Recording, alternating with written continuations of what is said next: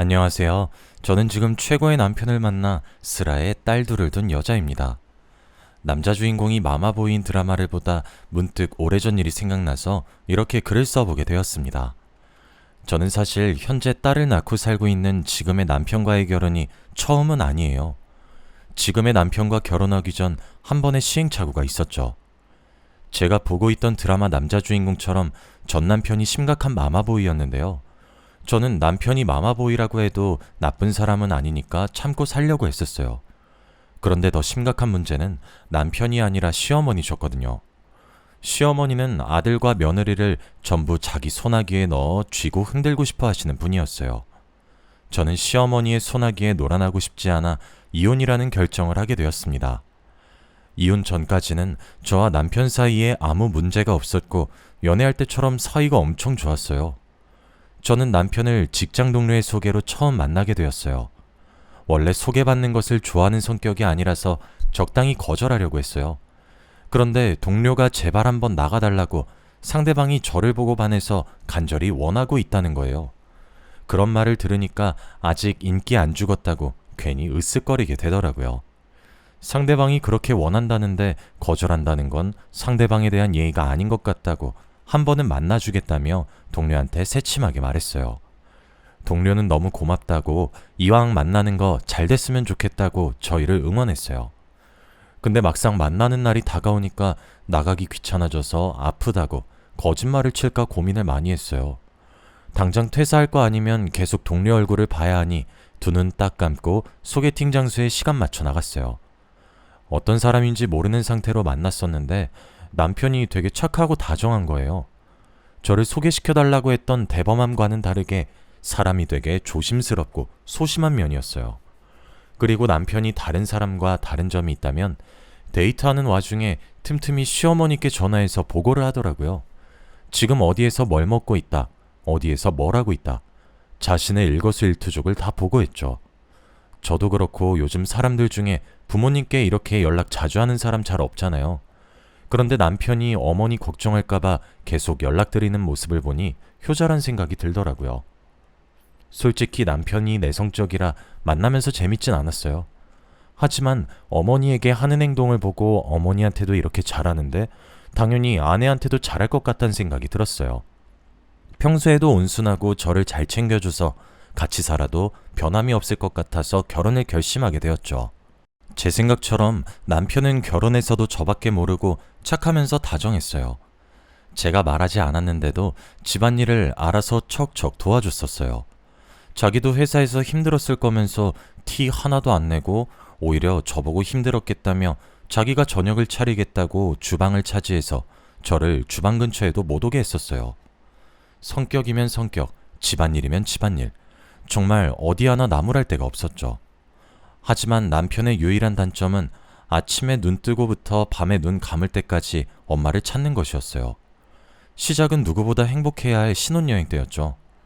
신혼여행을 떠나는데 가는 동안에도 그렇고 올 때 비행기 안에서까지도 왜 그러는 건지 남편은 슬프다는 듯한 표정으로 일관하더라고요.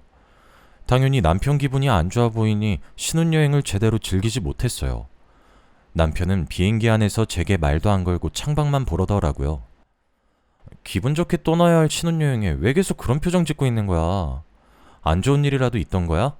무슨 일인데 내가 무슨 일인지 알아야 위로를 해주던가 하지.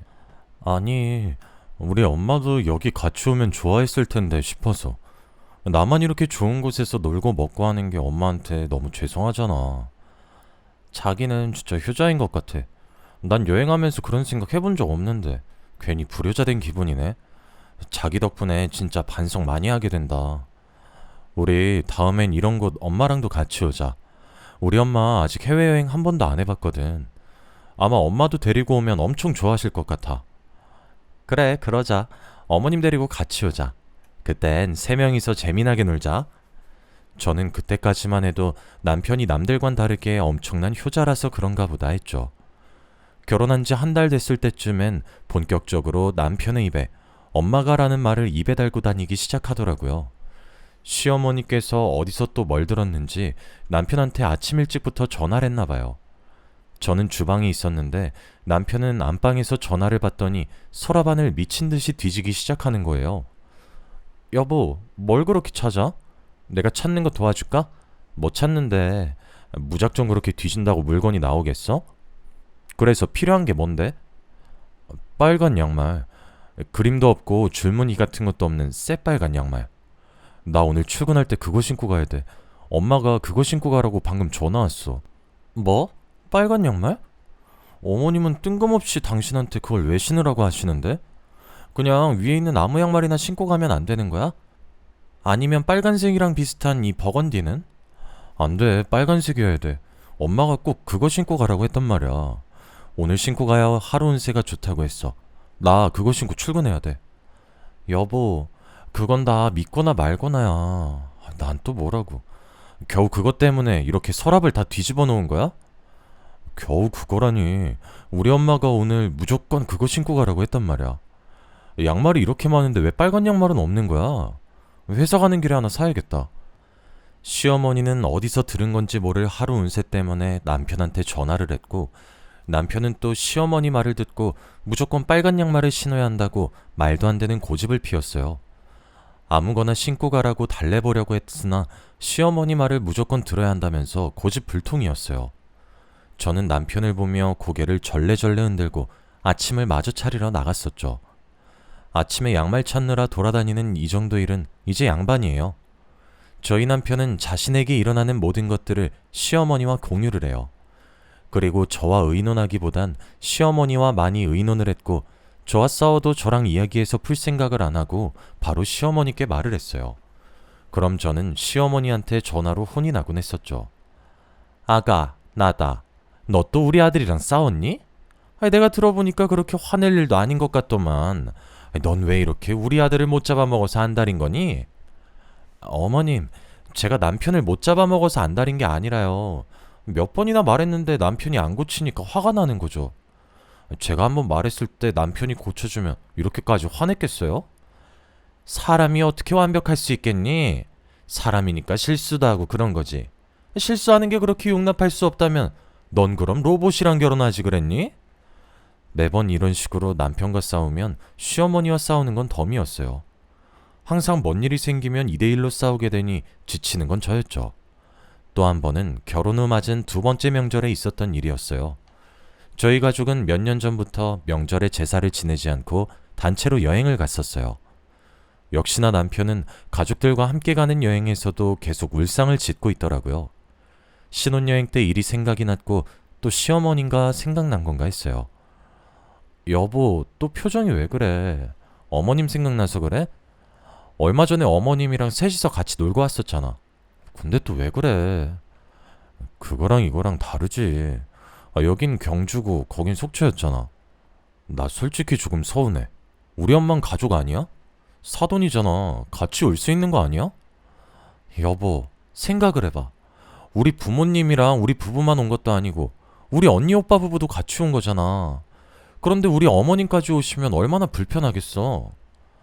당신은 우리 엄마가 불편해? 우리 엄마가 당신을 얼마나 생각하는데 잘 알잖아. 근데 당신이 어떻게 그렇게 말할 수가 있어? 그동안 우리 엄마를 불편하게 생각했던 거야? 그런 게 아니잖아. 내가 아니라 다른 식구들이 불편해한단 말이었어. 같이 놀면서 친해지면 되잖아. 우리 가족이 많은 것도 아니고 겨우 어머니 한 분뿐인데. 지금 어머니 혼자서 얼마나 외롭겠어. 당신은 그런 생각 안 했어? 그렇겠네. 어머니 많이 외로우시겠네. 그렇지만 우리 결혼하기 전부터 우리 집안이 명절 보내는 방식이고, 따지고 보면 우리 언니 오빠 부부도 시댁 식구 처가 식구 안 데리고 오잖아. 우리도 똑같은 거야. 제가 그날 저희 가족들 보는 앞에서 찡찡거리는 남편을 얼마나 달랬는지 몰라요.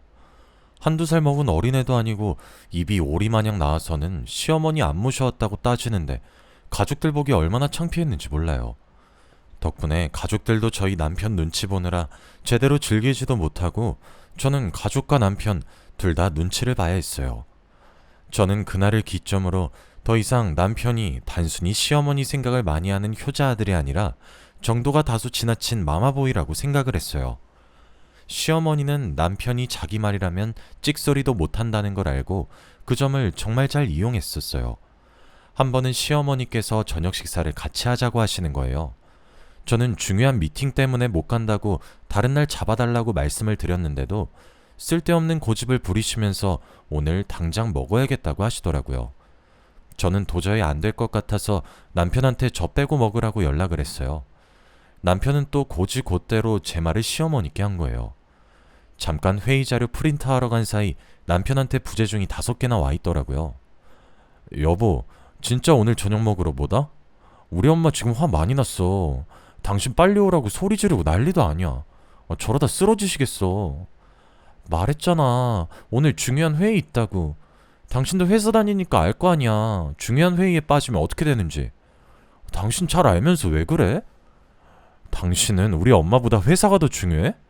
엄마 지금 며느리한테 무시당한다고 인생 헛살았다면서 난리야. 전화 잠시 나한테 줘봐라. 얘, 너 지금 저녁 시간이 다 됐는데 안 오고 뭐하냐? 시애미를 무시해도 유분수지. 매일 저녁 먹자고 하는 것도 아니고 이번에 한 번 먹자고 했는데 시애미를 물 먹여? 어머님, 제가 언제 어머님을 무시했다고 그러세요. 저 어머님 무시한 적 없어요. 저도 지금 엄청 중요한 일 때문에 빠질 수가 없어서 그래요. 진짜 죄송해요. 그래, 너는 우리보다 회사가 중요한가 보구나. 그래, 그럼 우리 신경 쓰지 말고 하던 일 마저 보거라. 시어머니는 자기 할 말만 하고 전화를 끊어버리셨고 저는 회의를 마치고 집으로 들어갔어요. 집에 갔더니 현관문 앞에 가방 3개가 나와 있더라고요. 비밀번호를 입력하려는데 계속 틀린 비밀번호라고 뜨는 거예요. 저는 남편한테 전화를 걸었고 남편은 전화를 안 받더라고요. 누가 이기나 해보자는 심정으로 받을 때까지 계속 걸었어요. 거짓말 안 하고 전화를 20번 정도 했을 때 남편이 난처한 목소리로 전화를 받더라고요. 당신 지금 뭐 하자는 거야? 전화 왜 안 받았어? 당신 지금 집에 있지? 집 비밀번호 왜 바꿨어? 앞에 나와 있는 짐들은 또 뭐고? 그거 당신 짐이야. 엄마가 당신 집에 들어오지 말래. 비밀번호도 엄마가 바꾸라고 시켰어. 엄마 화 풀릴 때까지만 친정에 좀 가 있어. 며칠간 집에 안 들어가시겠대. 아니, 나도 이 집 살 때 돈 보태서 집주인인데 지금 집주인인 나를 쫓아내겠다고? 이게 무슨 말이야. 당장 문 열어. 문 안 열어? 넌 일이 좋다고 남편이랑 시애미 벌였을 땐 이 정도 각오도 안 했니? 너 다시는 이 집에 들어올 생각 하지 말거라. 잘못했다고 나한테 싹싹 빌기 전까진 절대 안 들여보내줄 거니까. 저는 이 꼴로 친정에 가면 부모님께서 걱정할 것 같아서 자존심 한번 버리자는 심정으로 시어머니께 잘못했다고 다신 안 그러겠다고 빌었어요. 남편은 와중에 그냥 집에 오지 그러게 왜 회의에 갔냐고 말하더라고요. 저는 때리는 시어머니보다 말리는 신우가 더 얄밉다고 남편도 꼴 보기 싫어서 그날 다른 방에서 잠을 잤어요. 그 뒤로 시어머니께서는 매번 제 행동에 자기 마음에 안 들면 남편을 불렀어요. 남편 앞에서 쓰러지는 신용도 하고 골골거리며 다 죽어가는 신용도 했죠. 그러면 남편은 또 시어머니 말을 듣고 제가 잘못한 거니까 빌라고 하거나 시어머니가 하자는 대로 해달라고 하죠. 언제까지 시어머니 뒷공문이나 졸졸 따라다니고 있을 건지 정말 한심했어요. 그래도 남편이 마마보이라서 그렇지 사람은 워낙 착해서 이혼 생각을 해본 적은 없었어요. 이런 말 하면 안 되는 걸 알지만 막말로 시어머니보다는 저희가 더 오래 살 것 아니에요? 시어머니 살아계시는 동안만 잘 참고 살아보자라는 생각을 했어요. 제가 참는 동안 시어머니는 사는 날까지 열심히 며느리를 괴롭혀보자라는 생각을 하셨는지 다방면으로 저를 열심히 괴롭히셨어요. 저희 가족이 명절에 놀러 간다는 걸 알고 제가 노는 꼴을 못 보시겠는지 명절에 저희 집에 보내지 않으시려고 어떻게든 용을 쓰세요. 보통 명절 당일 낮에 친정으로 향하는데 아침부터 머리에 천으로 된 흰띠 같은 걸 두르고 곧 죽는 사람처럼 앓는 소리를 그렇게 내세요. 저는 시어머니께서 연기를 하신다는 것을 알고 무시한 채 친정에 갈 준비를 하려고 하면 옆에서 남편이 난리를 치기 시작하죠. 우리 엄마가 아파서 이렇게 앓고 계시는데 당신은 지금 처가갈 준비라는 거야? 사람이 어떻게 그래? 아무리 우리 엄마가 미워도 이러는 건 아니지. 여보, 도대체 언제까지 어머니 연기에 속을 건데? 지금 어머님 연기 중인 거 모르겠어? 매번 어떻게 명절 때마다 저렇게 아프신지 신기하지 않아? 전날은 괜찮다가 꼭 친정 갈 시간에 이러시잖아. 당연히 그러시겠지. 어제 명절 음식 만드느라 얼마나 힘드셨겠어. 어제 그 고생했으니 오늘 몸살 나는 게 맞지. 말은 똑바로 하자. 고생은 내가 다 했어. 명절 음식 내가 다 했다고. 어머님 하신 거 하나도 없으셔. 게다가 식구가 많은 것도 아니고 우리 셋밖에 없어서 음식을 다른 집보다 많이 하지도 않았어. 아유, 시애민 이렇게 아파 죽는데 며느리 나보고 꾀병이라고 하네. 아이고, 인생 엇살았어.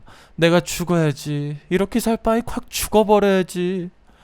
엄마, 그게 무슨 말이야. 엄마가 죽긴 왜 죽어. 그런 말 하지 마. 당신 진짜 너무한 거 아니야? 누가 더 일을 많이 했든 지금 엄마 아프잖아. 그럼 당신이 어머님 보고 있어. 난 친정 갈 테니까. 나는 어머님이 연기하는 거 넘어갈 정도로 순진한 사람 아니야. 저는 시어머니께서 연기를 하든 말든 남편을 시댁에 두고 혼자서 친정으로 향했어요. 가는 동안에 전화 폭탄이길래 명절이 끝날 때까지 안 킬 생각을 하고 전화를 아예 꺼버렸어요. 그랬더니 남편이 시어머니는 어쩌고 친정까지 저를 찾아온 거예요. 저는 드디어 시어머니가 연기한 걸 알아차리고 온 건가 했는데 시어머니께서 다 죽어가는데 어떻게 시어머니 버리고 여길 올 수 있냐고 저를 데리러 온 거더라고요.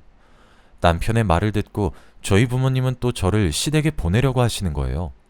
시어머니가 연기하는 거라고 했는데 어머니는 그래도 그러는 거 아니라고 일단 시댁에 가보라고 하더라고요.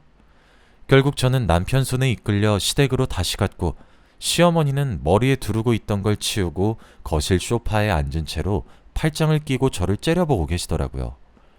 톡한 것. 예, 너는 시애미가 아파서 누워있는데 그렇게 놀러가고 싶디? 아픈 시애미 혼자 두고 지네 애미애비랑 하하호호 웃으면서 놀고 싶더냐고. 어머님이 아픈 척 연기하신 건데 제가 놀러 못 갈 이유가 있나요? 한두 번도 아니고 2년 동안 명절마다 이러시는 거 지겹지도 않으세요? 그래, 너 노는 꼴 보기 싫어서 연기했다. 독해 빠져서는 어떻게 시애미가 아파서 골골거리는데 눈 하나 깜짝 안 하니? 시어머니는 아들을 자기 소나기에 넣고 쥐락펴락하고 있는 것처럼 저도 자기 소나기에 넣고 쥐락펴락하고 싶었는데 마음처럼 쉽지 않자 제게 폭언을 했어요. 남편은 시어머니가 정말 아픈 척 연기했다는 걸 알고 충격을 받았는지 한동안은 버릇처럼 말했던 엄마 얘기도 하지 않고 안부 인사도 드리지 않았어요. 하지만 습관이라는 게 무섭다고 한 달도 안 돼서 다시 안부 연락하고 입에 엄마라는 소리를 다시 달고 살았죠. 그러다가 결혼 후 남편과 둘이서만 여행 간 적이 없는 것 같아서 둘이서 여행을 가자고 했어요.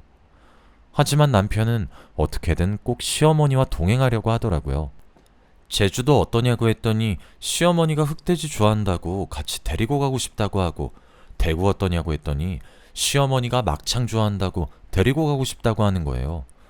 무슨 지역을 말하든 시어머니가 이런 음식 저런 음식 좋아한다고 같이 데려갈 생각밖에 안 하는 거예요.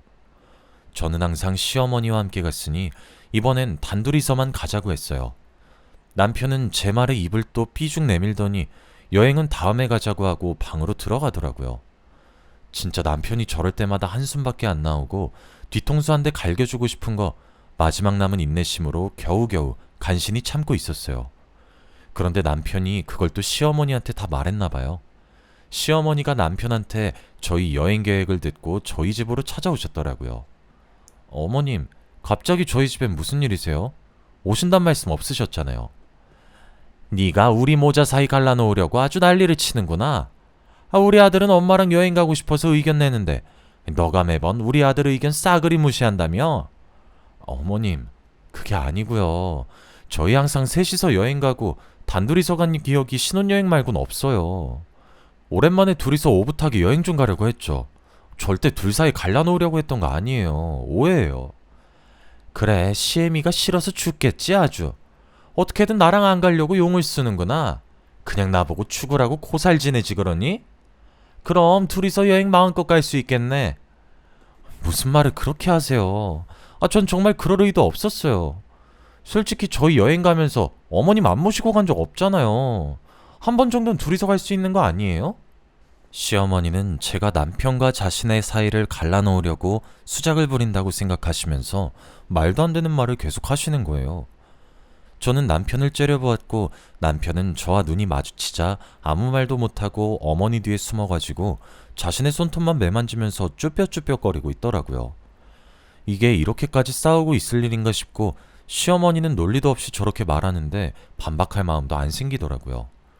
저는 잠자코 아무 말 없이 시어머니가 하시는 말을 다 듣고 있었어요. 심심찮게 들려오는 욕은 물론이거니와 저희 부모님까지 거론되더라고요. 니 애미애비가 그렇게 가르치디? 시애미 이렇게 모시라고? 사돈께서 너한테 아주 좋은 거 가르치셨네. 아주 잘 가르치셨어. 여기서 저희 부모님이 왜 나와요? 솔직히 이게 이렇게까지 혼날 일인지도 모르겠고요. 저희 부모님까지 나와야 되는 일인진 더더욱 모르겠네요. 싹바가지 없이 시애미한테 대들긴? 네 부모가 그렇게 가르쳤으니까 네가 이렇게 행동하겠지. 자식은 부모의 거울이라고 안 봐도 뻔하지. 네 애미도 시애미 이렇게 모셨나 보다. 어머님, 말이 너무 심하신 거 아니에요? 저희 부모님 교육자시고요. 누구보다 저 잘 가르치셨고요. 어머님한테 그런 말 들으실 분들 아니에요. 저는 일 더 크게 만들기 싫어서 대답을 안 하려고 했는데 부모님 얘기엔 참을 수가 없는 거예요. 그래서 시어머니는 똑바로 보고 대들었더니 시어머니는 제가 자기한테 져주지 않으니 화가 나시는지 붉어진 눈으로 다가오더니 제가 피할 틈도 없이 손을 들어서 제 뺨을 내리치셨어요. 저는 어떤 막말을 해도 괜찮았는데 뺨을 때리는 건 절대 용서할 수 없었어요. 눈에는 눈, 이에는 이라는 말이 있듯이 저도 받은 만큼 그대로 돌려주고 싶었어요. 시어머니께 뺨을 맞자마자 저도 손을 들어 시어머니의 뺨을 힘껏 내리쳤어요. 남편은 놀라서 주춤거리고 시어머니도 제게 뺨을 맞을 줄은 몰랐는지 고개가 반대로 꺾인 채로 눈만 껌뻑거리고 있더라고요. 너 지금 내 뺨 때린 거야? 아들아, 지금 봤지? 내 뺨 때린 거. 어? 야, 애미애비한테 뭘 보고 배워서 감히 겁도 없이 시애미 뺨을 후려쳐? 제 뺨 먼저 때리신 건 어머니세요. 제가 받은 대로 돌려주는 성격이라서요. 아이고, 며느리가 시어미 죽이네. 아들아, 당장 경찰서에 전화해. 내가 저거 폭행죄로 콩밥 먹일 거니까. 인생을 잘못 살았어. 며느리한테 뺨이나 맞고. 신고해보세요. 저도 가만히 있지 않을 거니까요. 저희 사촌언니 변호사인 거 아시죠? 저도 뺨 맞았고 정당방위고 그동안 저한테 폭언하셨던 것도 같이 엮을 거예요. 뭐? 우리도 변호사 선임해서 너 콩밥 제대로 먹게 해줄 거야. 진단서 끊어놓을 거니까 너 딱 기다려. 알겠어? 뺨 맞은 걸로 과연 진단서를 끊어주실까요? 그리고 변호사 선임할 돈은 있으세요? 들으려고 들은 건 아니고 저번에 뭐 투자 잘못해서 모아둔 돈 다 잃으신 것 같던데. 제가 맞는 말만 하자 시어머니는 제 말에 반박도 못하고 입을 굳게 다무셨어요. 저는 친정으로 가기 위해서 짐을 챙겼고 합의윤서를 남편 발밑에 던졌어요. 그리고 살짝 웃으면서 시어머니에겐 마마보이 아들 평생 끼고 살라고 했고 남편에겐 돈 반반 내고 산 집이니 빠른 시일 내에 집 정리해서 정확히 반 저한테 보내라고 했어요. 저는 친정으로 가서 제가 그동안 겪었던 것들을 전부 말했어요. 친정 부모님은 잘 나왔다고 이혼하라고 30대 중반은 충분히 새 출발할 수 있는 나이라며 그동안 그런 집구석에서 고생 많았다고 저를 다독여줬어요. 제가 눈물을 참았던 것도 아니고 그냥 안 나왔었는데 친정어머니 품에 안기니까 저절로 눈물이 나더라고요. 마치 누군가 제 눈에 수도꼭지를 튼 것처럼 눈물이 멈추질 않았어요. 그동안 시어머니나 남편한테 당한 것 때문에 서러워서 눈물이 나는 게 아니라 부모님께서 욕먹으실 분이 아닌데 괜히 욕먹게 만든 것 같아서 미안해서 눈물이 났던 것 같아요. 저는 빨리 끝내고 싶어서 성격 차이로 합의이혼을 했고 집도 팔아서 정확히 반으로 나눴어요. 지긋지긋하던 시댁과 모든 것이 끝났죠. 결혼은 힘든데 이혼은 뭐가 그리도 쉬운지, 막상 이혼하고 나니까 진짜 이게 끝인지 확실히 이혼한 게 맞는지 어안이 벙벙하더라고요. 마냥 속 시원할 줄 알았는데 지나온 세월이 아깝기도 하고 여러 가지 복잡한 심정이었어요. 저는 마마보이와 함께했던 결혼 생활을 잊기 위해 일도 열심히 하고 악착같이 살았어요. 덕분에 초고속 승진도 했고 더 좋은 조건으로 다른 회사에 스카웃되어 이직을 하게 됐죠. 저는 이혼한 뒤로는 계속해서 승승장구했어요. 이직한 직장에서 새로운 인연도 만나 이렇게 다시 가정을 꾸리게 됐죠. 원래 결혼 생각이 없던 분이시라 저희 부서의 남편 혼자만 총각이었는데 저를 만나면서 마음을 바꾸셨다고 하더라고요. 저도 이혼한 지 1년도 채 되지 않았었기에 결혼할 마음은 딱히 없었어요. 그래서 저나 남편이나 결혼까지 생각을 안 했고 정말 가볍게 만났었어요. 그런데 만나다 보니 가치관도 비슷하고 웃음 코드도 비슷하고 잘 맞는 게 한두 가지가 아니더라고요. 게다가 헤어질 때마다 둘 다 아쉬워서 계속 제 집에 도착하면 남편 집 데려다 주겠다고 다시 돌아가고, 남편 집 도착하면 또 저희 집 데려다 주겠다고 왔던 길을 다시 가요. 저희 얘기를 듣던 다른 직원이 차라리 결혼해서 같이 사는 게 낫지 않겠냔 말이 나왔고, 아직 결혼은 아니라고 저희가 손살에 치긴 했지만 고민을 하게 되더라고요.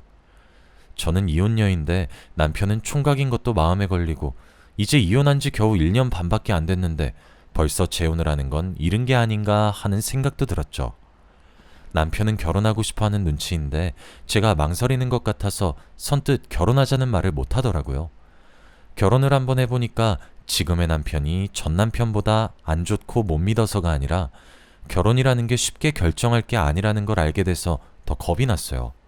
한참을 고민하다가 우직하게 아무 말 없이 기다려주는 이 남자와는 뭘 해도 될 것 같다는 생각에 결혼을 결심하게 됐고, 제가 먼저 남편에게 결혼하자고 했죠. 어쩌다 보니 진지하고 무거운 분위기가 잡혀서 남편은 괜히 왜 여자가 먼저 청혼하냐고 못 들은 걸로 하겠다면서 다음에 자신이 완벽하게 준비해서 프로포즈 하겠다고 하더라고요. 저는 단순히 웃고 넘기는 장난인 줄 알았는데 정말 눈물 콧물 다 흘릴 만큼 감동적인 프로포즈를 해줬어요. 남편이 제게 해줬던 프로포즈를 녹화했었는데 아직도 가끔 그 영상을 돌려보곤 해요. 지금 남편은 정말 한결같이 저와 아이들을 잘 챙겨줘요. 한 번 실패를 한 결혼이라 두 번째 결혼은 많이 걱정했었는데 걱정했던 게 무색할 만큼 잘 지내고 있어요. 앞으로도 저희 네 가족 지금처럼만 알콩달콩 행복하게 살았으면 좋겠어요. 저의 긴 이야기는 여기까지예요. 이런 사연을 써본 게 처음이라 두서가 없지만 그래도 제 사연 끝까지 들어주셔서 정말 감사합니다.